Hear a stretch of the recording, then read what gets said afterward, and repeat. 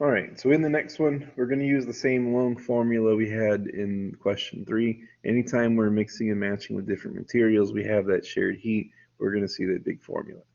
We're going to expand it very slightly. So it starts out the same where we have the mass of the metal, the specific heat of the metal, and then the change in temperature of the metal, we want to list out in a specific way now.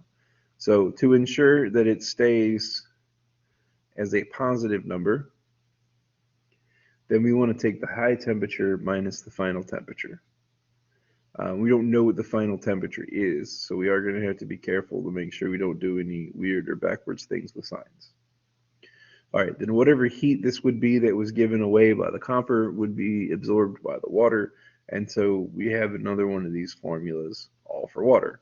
So mass of the water, specific heat constant for water. This one is going to be the final temperature minus the low temperature, again, to make sure that this stays positive. Now the good news is that all the units are going to work out and cancel appropriately. We are going to get Celsius at the end. The bad news is I guess there's a lot of numbers to plug in, so we just need to organize and work through carefully. So mass of the metal, we've got 338 grams. Specific heat of the metal, because it's copper, 0.0924. The same calories in grams and degrees Celsius we saw before. The high temperature is 79, and the final temperature is, as of yet, unknown. All right, so that's as much as we can plug in. We knew almost everything on that side. If we keep going, we see the mass of the water is 700 grams. Specific heat of the water, again, is 1.00 calories, grams, degrees Celsius. The final temperature, we still don't know. And then the low temperature, because it was freezing cold water, be careful not to put 32. This is Celsius, so it's 0.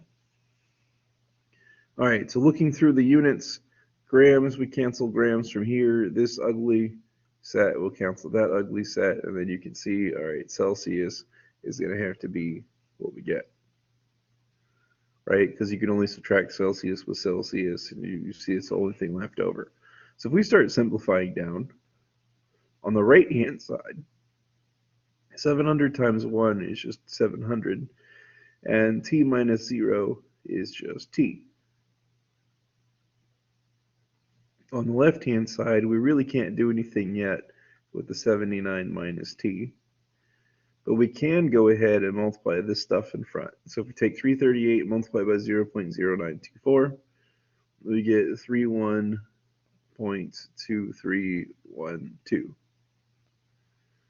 All right, and then we're trying to get these t's together because unfortunately we can't solve when they're in separate places like this.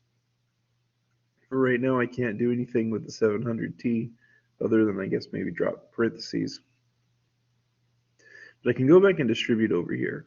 So I want to make sure I'm going to do the second one first so I don't forget it. And then multiply it by the 79. That's going to be kind of big. 2467.2648.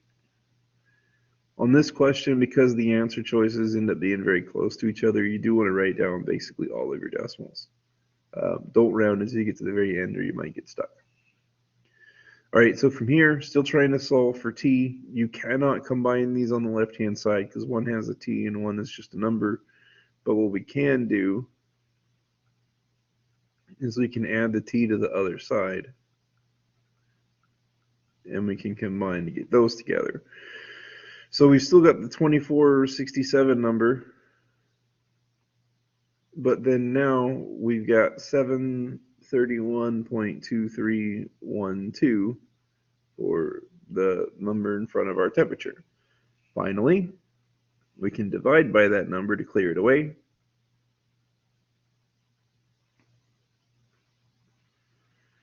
Then all that's going to be left is just TF. And dividing those, we get 3.37 degrees Celsius, again, because that was the only unit left over from earlier.